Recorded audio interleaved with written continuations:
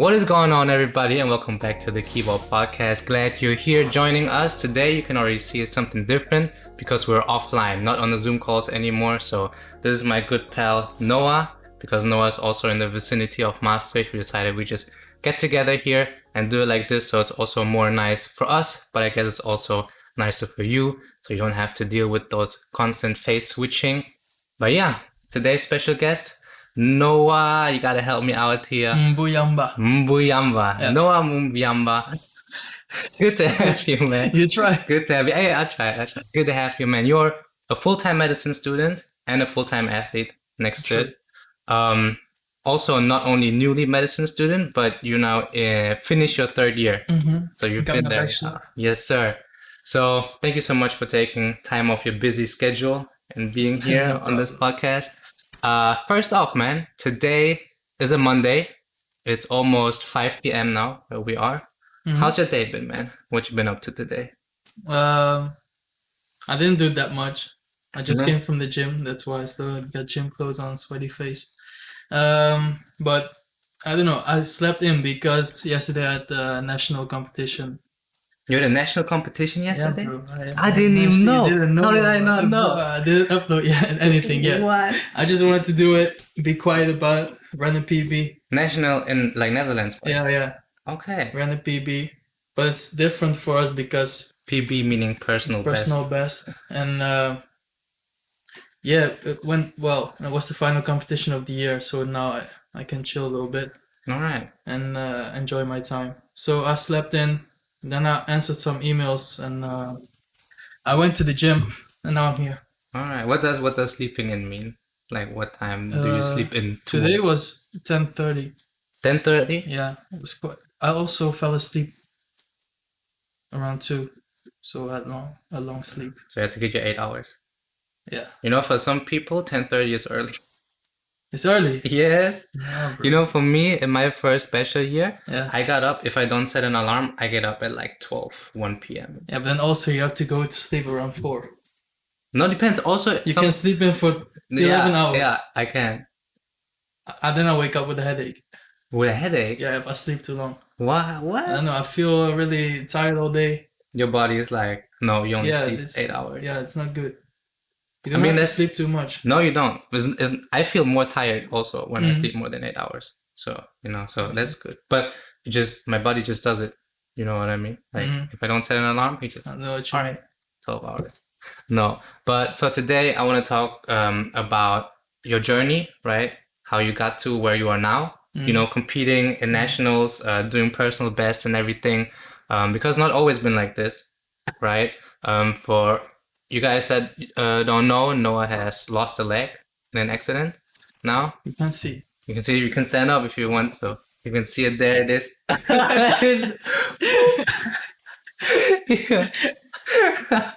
I'm flexible, you know? Bro, flex with the man. This looks like an expensive leg too. You got socks on too. Yeah, you got 2 different socks on. 2 different socks because that's the socks. Yeah, that one doesn't make sense on the other legs. No. But yeah, man, this hasn't been always like this. So I kind of want to talk about your background. You know, what was it like growing up? So when did this happen?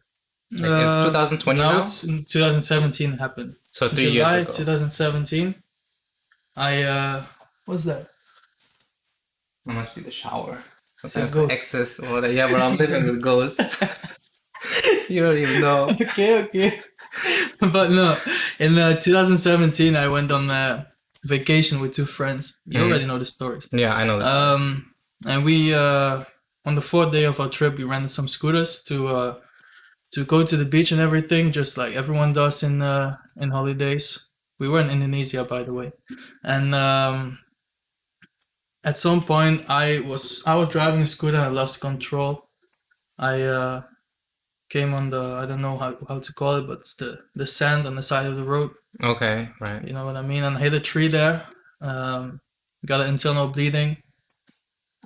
But they didn't recognize us in the hospitals there because they are so bad. Like the first hospital was so bad. The second hospital we visited, they knew what was going on, but they were just like, a few days rest and you'll be fine. I don't know why they didn't help me. And then I stayed there for 2 more days. Then after 3 days, like 3 days after the accident, I went to a third hospital, and there they basically just let me wait all the time.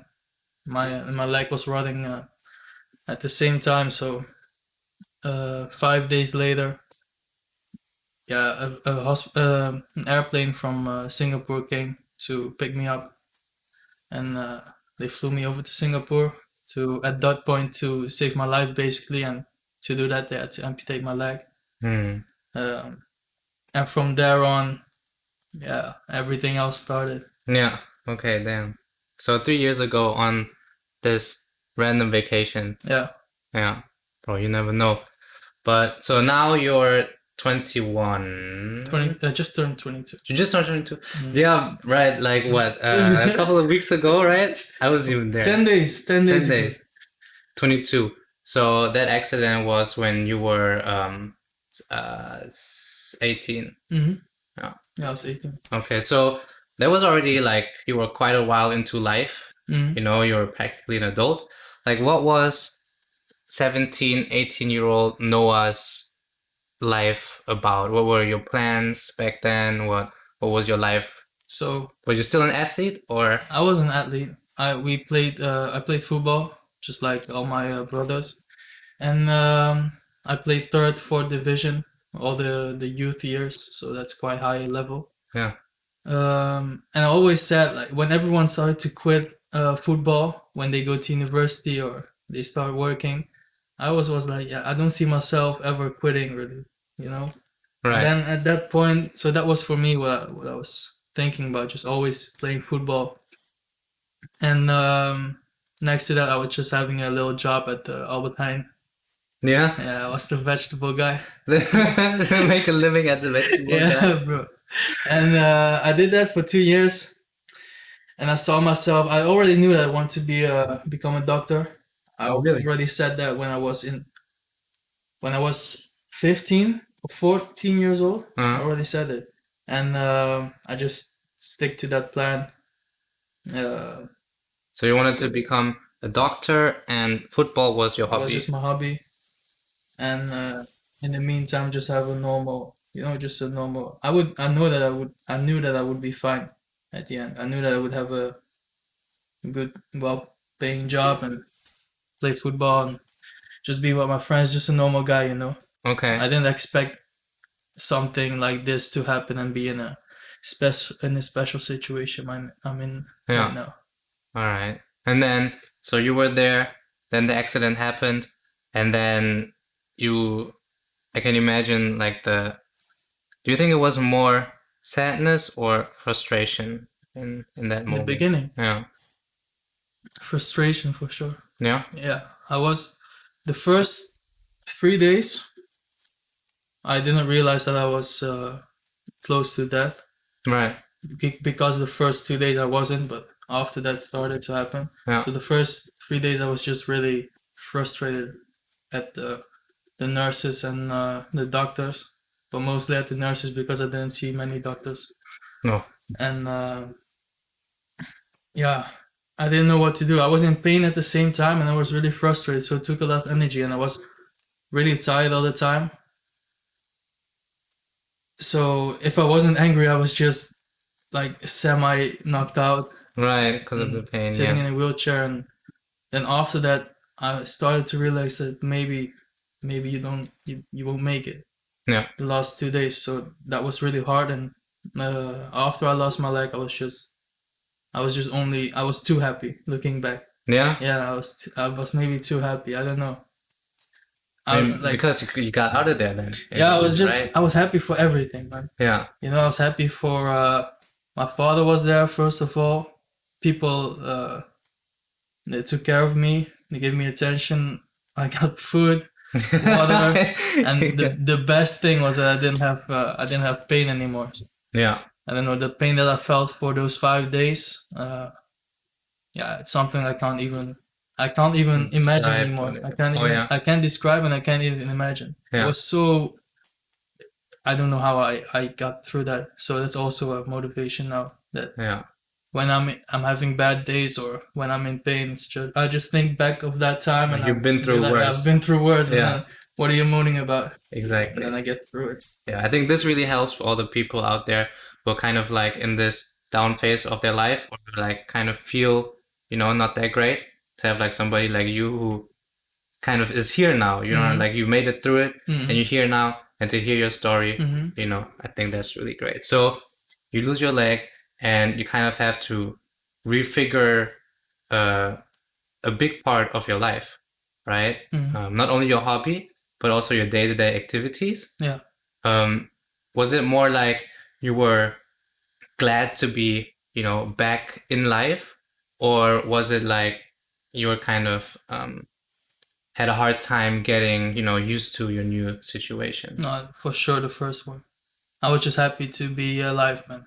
Yeah. In the first 3 months, I woke up every day like a fucking like a hippie. Yeah, No swearing. Like a hippie. I went outside. I looked at the flowers, looked at the trees. I was just happy, man. Yeah. Yeah, I was so grateful. For the first 3 months. Yeah, for the first 3 months I was sick. I was so grateful, and I don't know.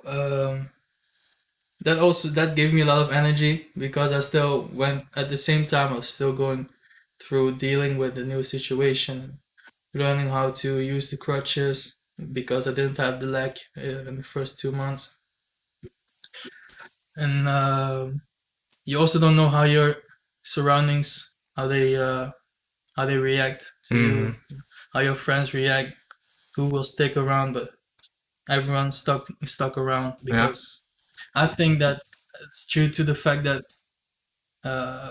in those situations they see who you really are. Like they can see if the guy that they thought you were, like the happy guy, the cool guy, the friend, how they know you, if that's always the case. So I think that helped. Yeah. And then did you already know that when you lost your leg, did you think like, oh, now, this athletic side of mine is gone now? Or did you think like, I'm gonna find something else to keep me in shape? It was one of the first things I did. I think I know that one of the nurses, when the definite decision was made that my leg had to be amputated, I was just going crazy and everything went through my head. And at some point I screamed, I can never play football again. Yeah. I started crying and shaking, and one of the nurses already then was like, but why didn't you become the new Blade Runner? And I remember hearing it, but I didn't react because it's just in my own world, I was going crazy. But the same guy, he came to my room after surgery with the doctor, and he said it again, and from there on, like, seed was planted in my mind. Oh yeah. I subconsciously, everything I did from that point on was for that goal.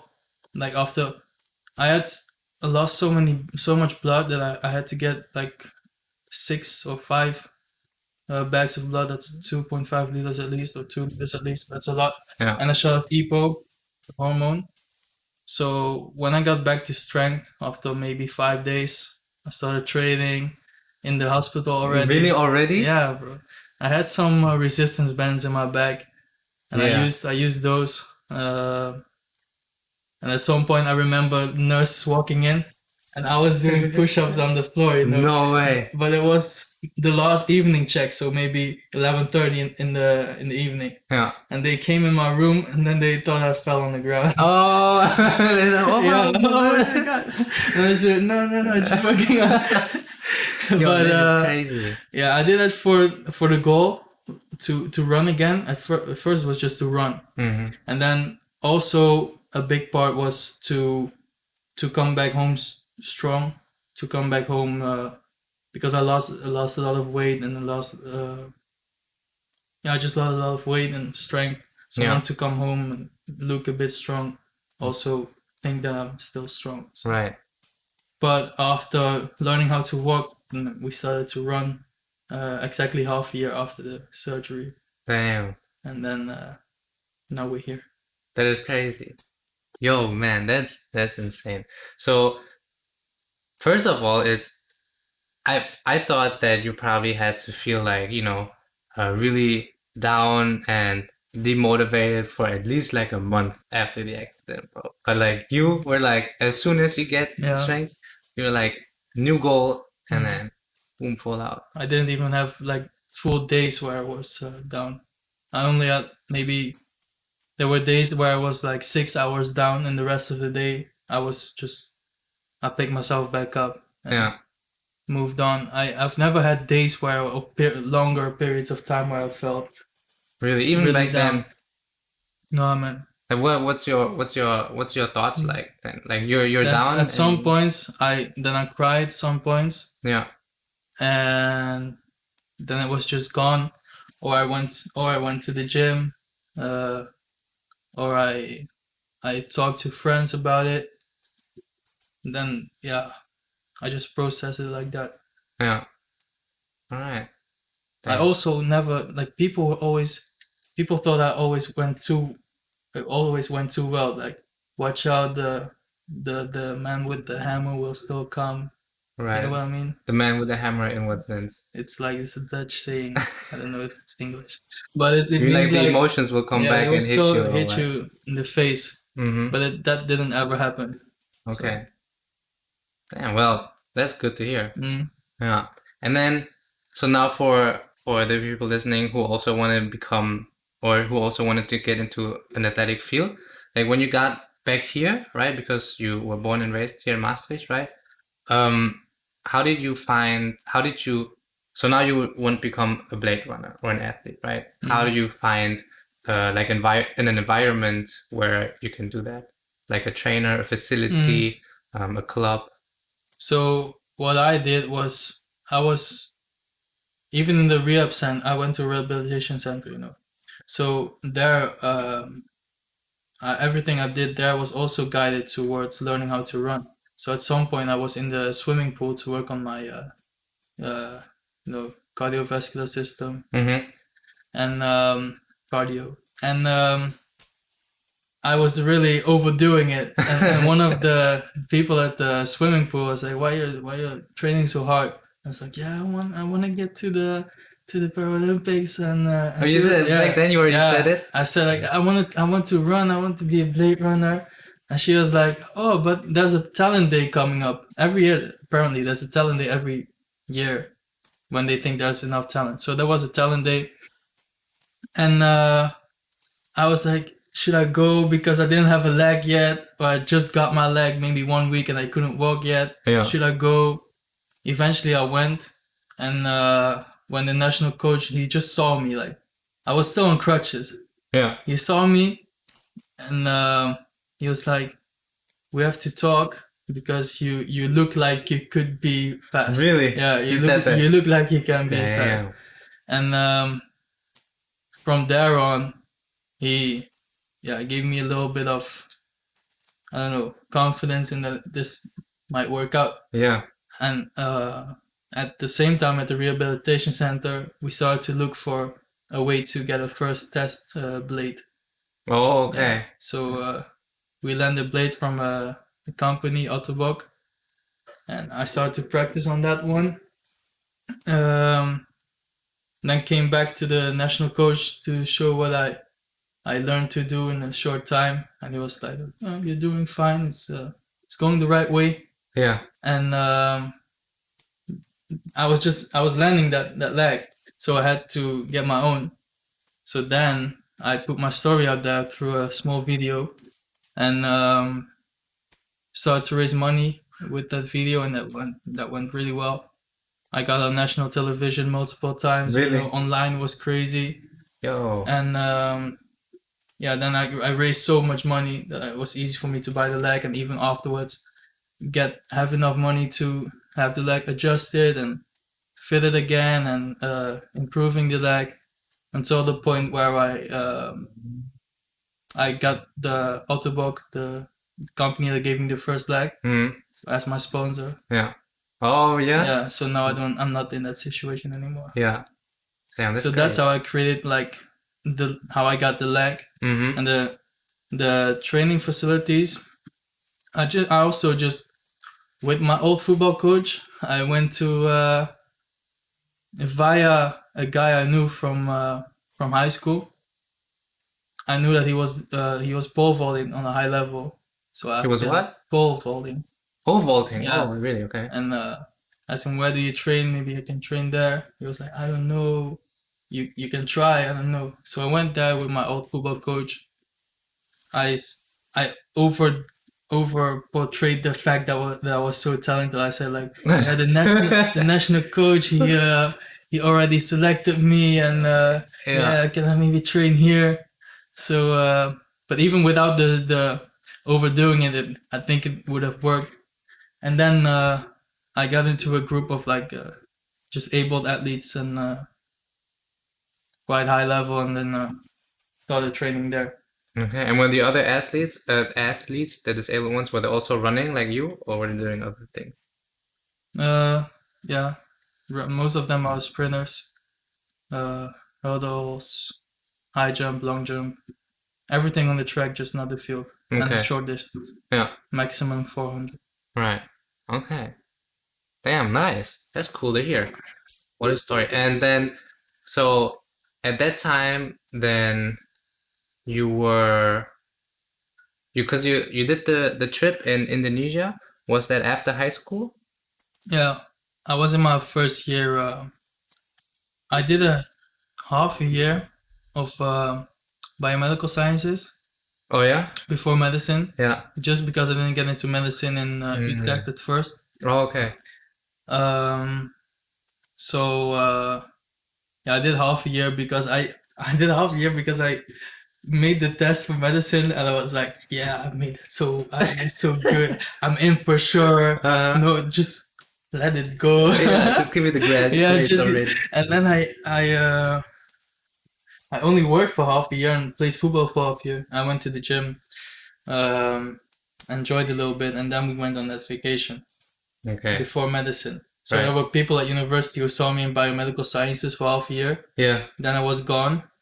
Then you come back. Then I came back with one leg. Yeah. Damn. Yeah, really weird. But then after that, when you came back, you immediately signed in for medicine in Maastricht, or how long did that take? Like I was in biomedical sciences, did that for half a year. Yeah. Then and you have to make an entry test for medicine, right? In Maastricht here too. Yeah. Right. Okay. So after half a year, I did that test, and I thought it went so well that I Oh, that I one. stopped, Oh, you okay. know. I thought you meant the one for Utrecht. no, and then so I was already in. Oh, okay. MS. So your Yeah. feeling was correct then. Yeah. Yeah. Oh, okay. I was I thought you I messed was up. like place 130 or something. 130, 150. Oh, so quite alright. Yeah. In the middle. Yeah. And I only had like problems with being at the university in the first. I wasn't there at all in the first period, so the first 8 weeks of first year, Mm-hmm. because I didn't have a leg. Yeah. And then when I got the leg, I went for the first time when I felt that I could make it with the leg and the crutches, just from the one building to the other building. Mm-hmm. So that's when I started, and I was still on morphine the first 2 months. Yeah. I did two periods of medicine, and the test are high. No way. Yeah, because I was all the time I was on oxycodone. Damn. I couldn't sleep without it. I couldn't function without it. Really? Yeah. Does it like inhibit your thinking though? Like a lot? I think if I didn't take it, then I was in so much pain, Pain like that you phantom could- pain Yeah. and physical pain, that I would have been more less functionable. Yeah. Damn. That okay. Ways out. Yeah. That's fine. Either you in so much pain or you have to be a little bit high. Yeah. No, I'd rather be high. Yeah, that's funny. All right. That's cool. So that's where you came from. Let's talk about right now. Right? So in your situation right now, for all the people who are wondering what it takes now to maintain this life, right? Because last year, full-time athlete, full-time student, what is like how much in advance is your time planned these days? Like how busy is it? I think 2 weeks is planned, and that's for my social life and school. 2 days ahead is planned for in my head. I'm not someone who plans out studying like every hour of the day. Okay. I don't do that. But for training, everything is planned ahead for 10 weeks. Really? Yeah, but I know about 3 weeks ahead, but I know that the coach already planned like 10 weeks ahead. Yeah. So that's already sorted, and the training times and training days, they are always the same. So Okay. that's always a schedule that I stick to. Yeah. And for university, like I've had periods where I really studied like every day, 2-3 hours. Yeah. It went well. You saw it in the results, but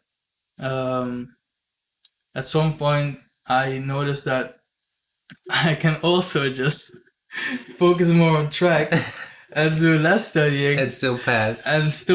when I push myself like in the exam week to the max and don't sleep, and Okay. it was not I never not didn't sleep, but what I did the last year was often with Lisanne, with your girlfriend, go to the library. I would stay there maybe from 10 till 10. Yeah. And every day, and only train that day. Only do the trainings that I really have to do, because I have to be at the track 4 days a week, and then do 2 workouts myself.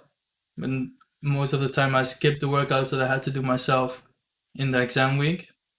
And I just studied a lot and repeated. Then I passed and focused on track again. Right. And That's how I did it. Because I don't know, man, that if it works, and it gives me the most time for training, Yeah. then I stick to that. Yeah. That's fair. As long as you still get to become, If you still pass, and if you improve in mentally, like in university, and improve on the track, then you can still do it. Yeah. If I would start to lag, then I would change it, but that didn't happen. Yeah. So as long as it works, why change it? And how many hours of the week or in the week do you spend then training for? Like plus minus 16 hours. Okay. Is that That's like just training, and then you don't have the traveling and the working on the leg, and if you go to competition maybe and it's abroad, then you're away for maybe 3 to 5 days. Yeah. Training camp, everything together. So yeah, at least 16. Okay. Yeah. So there's a lot of dedication. Mm-hmm. Would you say you've always been a self-disciplined guy? Yeah. I think I got it from my father. Yeah. Because everything that I'm doing now, it comes quite natural to me. Really? Yeah. I like for example, the fact that I didn't feel down that much and I was so motivated the first month after the accident. Yeah. I don't often hear that from other people. No, not at all. I think there's just something like monkeys climb trees, fish swim, and the Mbuyamba family. They are motivated. I don't know. Maybe it's easier for me to push myself than to just chill and I don't know, feel miserable. I guess, or just not feel miserable, but just let life pass by. Yeah, pass by. Yeah. Well, sure seems like it. Mm-hmm. But yeah, so do you know in the parasports, right? In the parasports world, is there a difference between countries, like the way that you set up the competition, the way you enter competition, the way you compete? Yeah, there's a big difference. For example, the Paralympic limits and the national limits, they differ. I know that in Germany, I thought that for my amputation, the 100-meter limit was around 13.1 or 0.2 maybe. Mm-hmm. That was the national limit. and What does limit mean? like you have to make that time to compete? to have them saying, yeah, you can go. Okay. And for us, national limit is 12.6, and the Paralympic record is something around 12.1. The world record is 11.95. So 12.6 is really tight. Really high. Yeah. So for us it's hard. For other countries it's more flexible, but yeah, I don't mind. I knew that it would be hard, and I don't want to go if I don't have a chance ever at getting a medal. So why would I go if I run 13? Exactly, yeah. If I can't even win. So far away. So it's not for me about going to the Paralympics, about really competing there. Yeah. Being there, one of the guys who really pushes the limits. Yeah. Okay. And then I also want to ask you, because, for example, from the outsider's perspective, right? For example, me, right? If I see you, then I would say, okay, so you lost your leg, now you have, a replacement leg. So if you become an athlete, it's kind of the only difference is that you have a different leg. Like maybe you can describe where the differences lie, between you having to train for sprinting versus your average or your normal sprinting athletes. What do you have to think about more than? No, I have to think about more. Think more about over velocity. Yeah. I know the word. Overdoing it. Overdoing. I don't know. Look, if I train every week, if I would do a jog today of 10 kilometers and tomorrow do squats and deadlifts to the max, and the day after again and again, at some point my stomach is gonna feel that. So I have to really watch that I don't overload it. Yeah. And I did that in the first 3 months of doing track, and then I wasn't able to walk for 2 weeks. Really? Yeah, because of so in so much pain. And now I recognize it, and I can really find the sweet spot, the maximum of where I can go. Right. And even go over it. But if I know that I have 2 rest days after, then I still do it. And then I know that the 2 rest days are enough to come back again. But that's just something that I have to consider, to look out for. Just like some other athletes, they have to watch their back extra, or their hamstrings. They have some issues with that. I have my right leg, the stump, and with weight training, I do less weight than the other male athletes.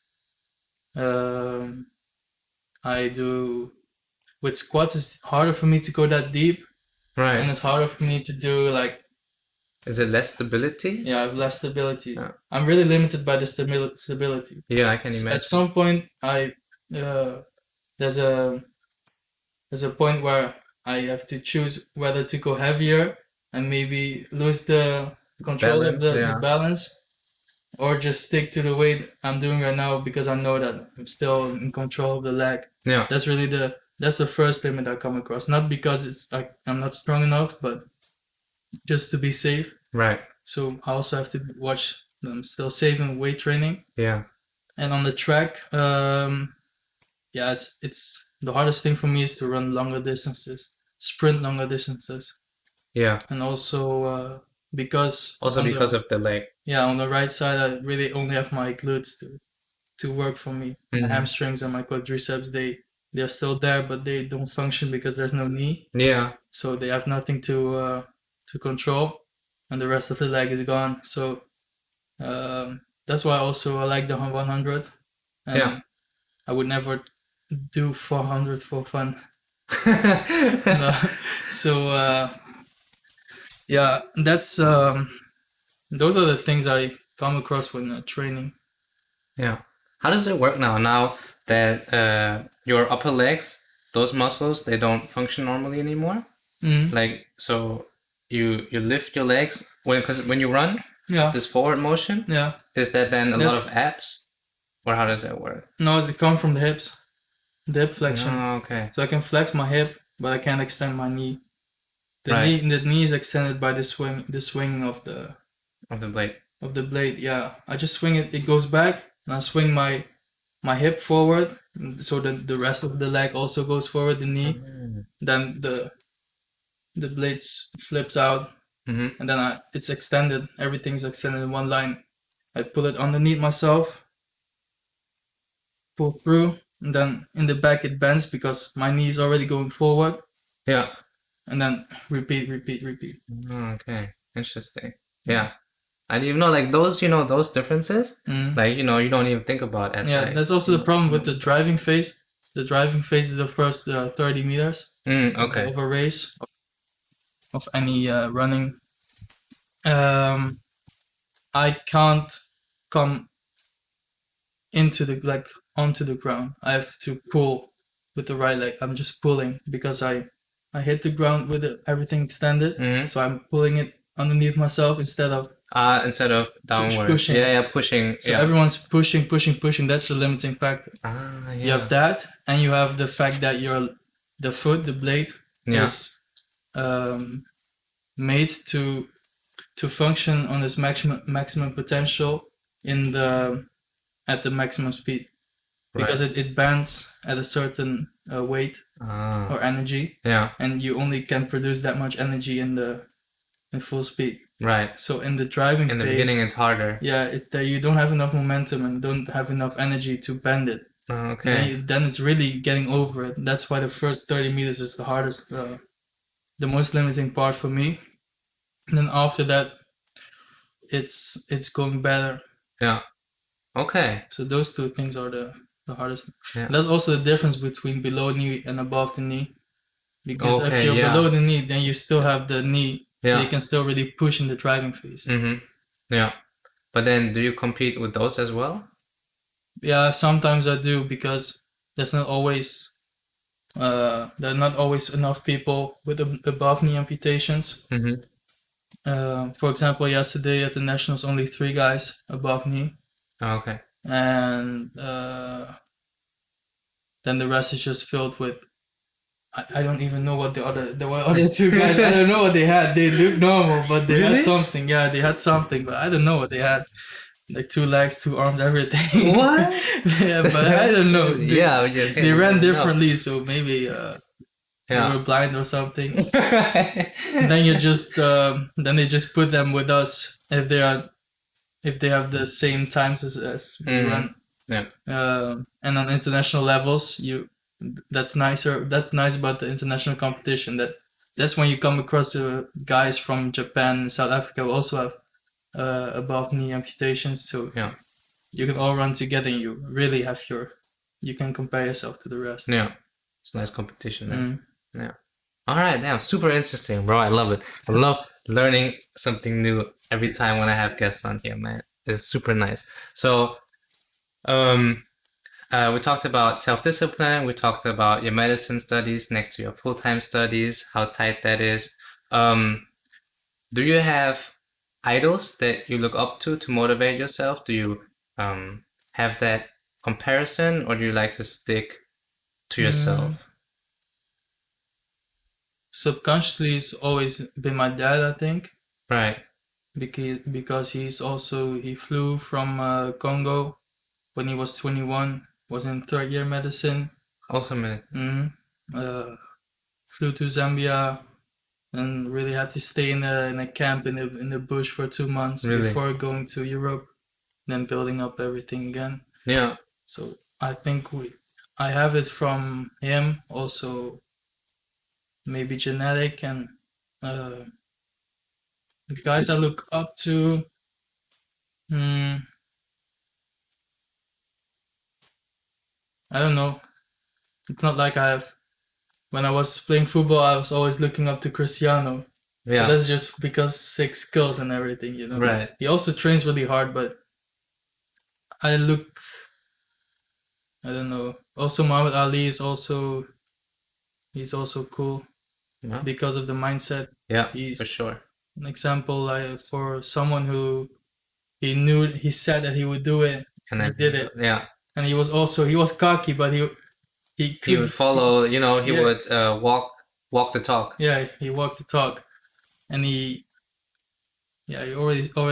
always pushed himself. Yeah, And yeah, there are a lot of people in sports who are the same. Even Conor McGregor, I watched his documentary yeah, a while ago. So you see him in the documentary, you see him already saying that he would like be way back something before when he he was in the still had UFC. to move back in with his mother, with Yeah. his wife or girlfriend. Yeah. That he would be the champion and would be a millionaire and everything. Mm. I don't look up to him, but I look up to that mindset. Yeah. So I have that with a lot of people. Look up to mindsets or the way they do things. Yeah, characteristics of people. Yeah, for sure. Can also have that with my friends. You know, just small things. Yeah. Because you mentioned your dad, I also want to talk a little bit about your family. Because you're not the only one who's an athlete, right, in your family. Because you have three brothers, yeah. Right? And so one of your brothers is now playing at Chelsea, right?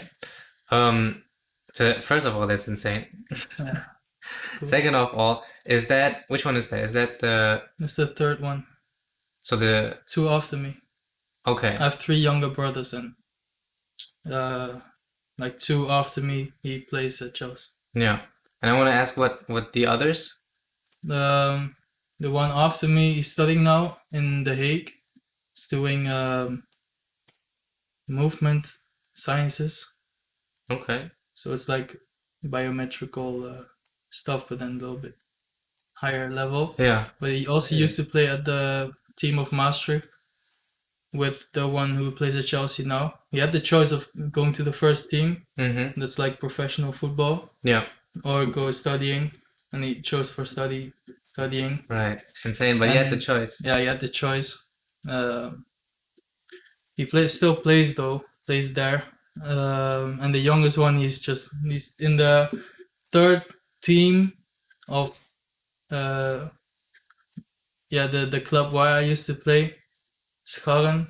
It's an amateur club, and he's just there for fun, just with friends, and he's a goalkeeper. He enjoys it. He studies biometrical things. Yeah. So they do the one after me and the youngest one. They do quite the same study. Mm. And the other one plays football. Yeah, but sports runs in the family. Yeah. Yeah.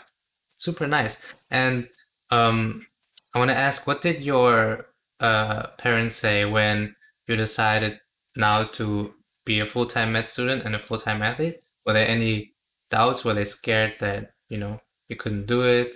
Mm-hmm. Or were they more against it? Because I know a lot of parents, when, let's say, you study, right? And you're like, you know what? Besides my study, I want to do this really serious career. Mm-hmm. Besides that, like a lot of parents are, worried that, you get caught in the middle, or you can't fall through with university and then, make a living later on. How was it with you? I don't know. I have an African father, so he's always like, yeah, you have to study. Yeah.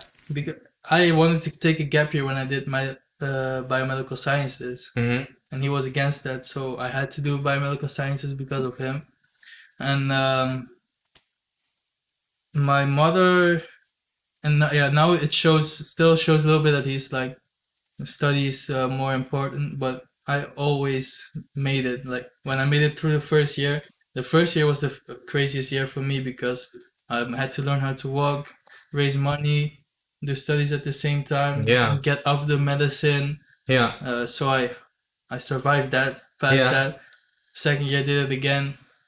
Now in the third year they were even like, after like, he used to ask me maybe every month how I was going in university. Uh-huh. But this year he only asked it twice, maybe like, right. How's it going? It's still going fine. I'm still doing it. He just, at some point he trusts me because I've always shown to be working hard and do my things.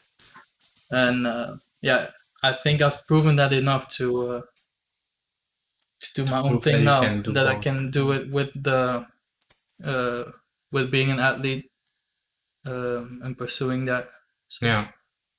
So now they don't ask questions anymore. They no, don't now have they're fine with my decision. doubts anymore. You think you also kind of set the table for your brothers to do what they're doing, you know, that you know, it can be done both, Yeah, you know. yeah, I think. I think they're pretty grateful for that. That's I hope that they are. Yo, there they are. They They better better be.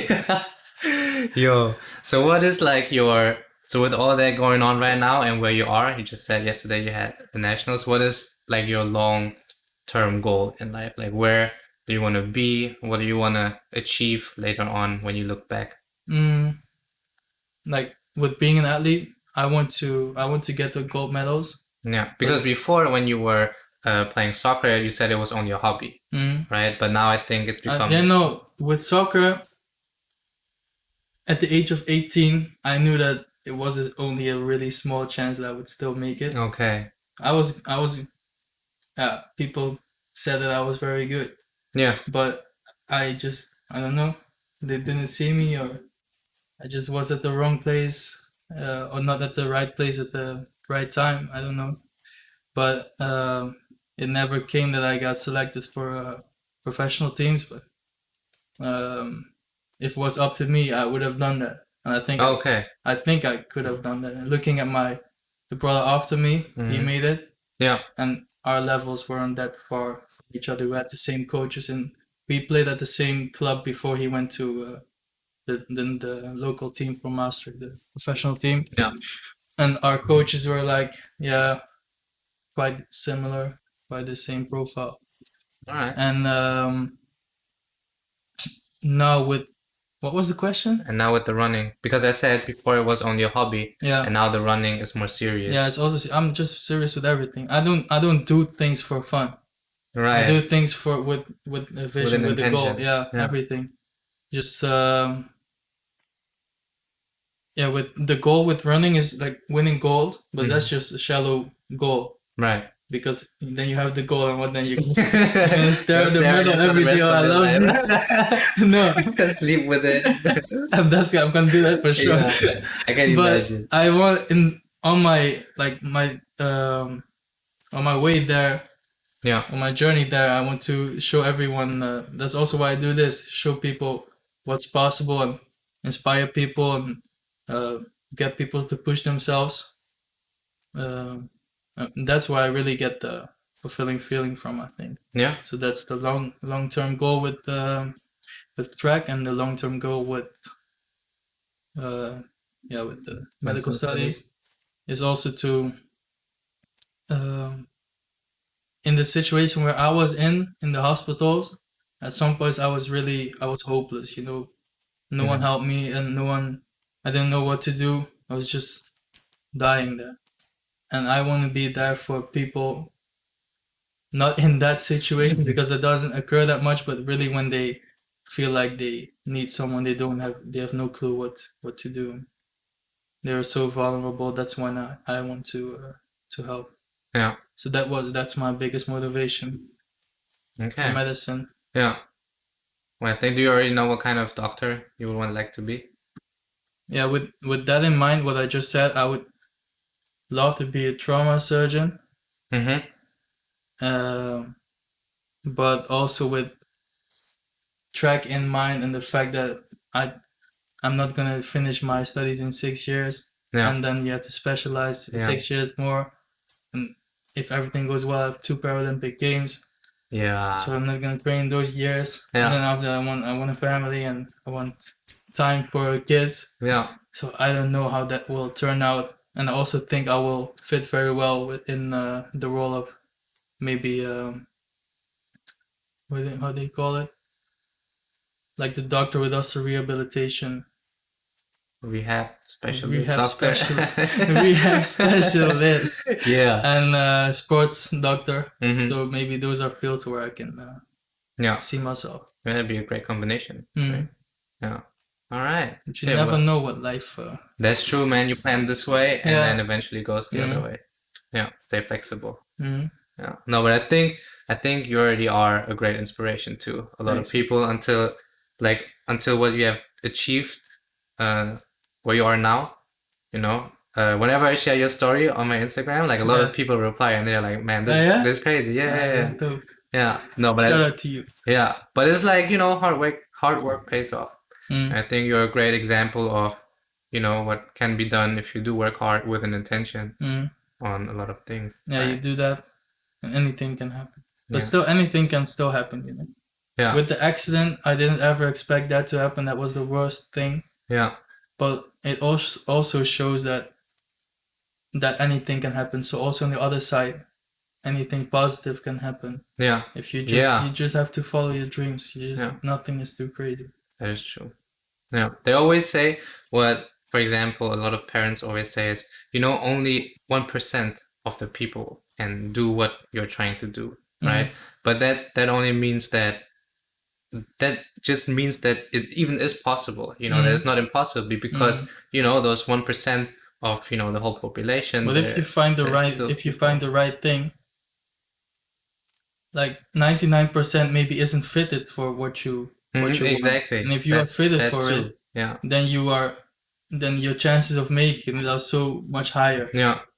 I shouldn't try to do what you're doing. You shouldn't try to do what I'm doing. Exactly. Yeah. You have like 50% of making in your thing, in your vision, and I have 50% of making it in my vision, just because it suits us. Yeah. Younger kids, maybe they want to be me and be you at the same time, but they have to look at what fits for them. Yeah. I also noticed when, you know, I started doing these types of works, right? And when I wanted to go to the top, I was thinking like I have to compete against everyone, right? But then the more people you talk to, the more you realize they don't even want to go where you want to go. Yeah. You know what I mean? So the competition is a lot less than you thought. But then when you get there, it's like, you know, those people are also, somehow it's still enjoyable because you compete against these admirable people, you know, who have the same goal, the same mindset, just as cool as you, you know, so I think it's a great path. But yeah, I mean, man, it's been such a pleasure having you, talking to you, even though we've known each other for a while now. I also didn't know some of those things. We never had like such a long conversation. I know, yeah. So, you know, that's cool. I always say it at the end of the podcast. I always say that this podcast is to share unique insights, you know, into a life of a guy who's pursuing a career with a passion. So you guys out there, you can get these unique insights and make up your mind and see what you truly want to do. And you can see that it's also possible, whatever you want to do.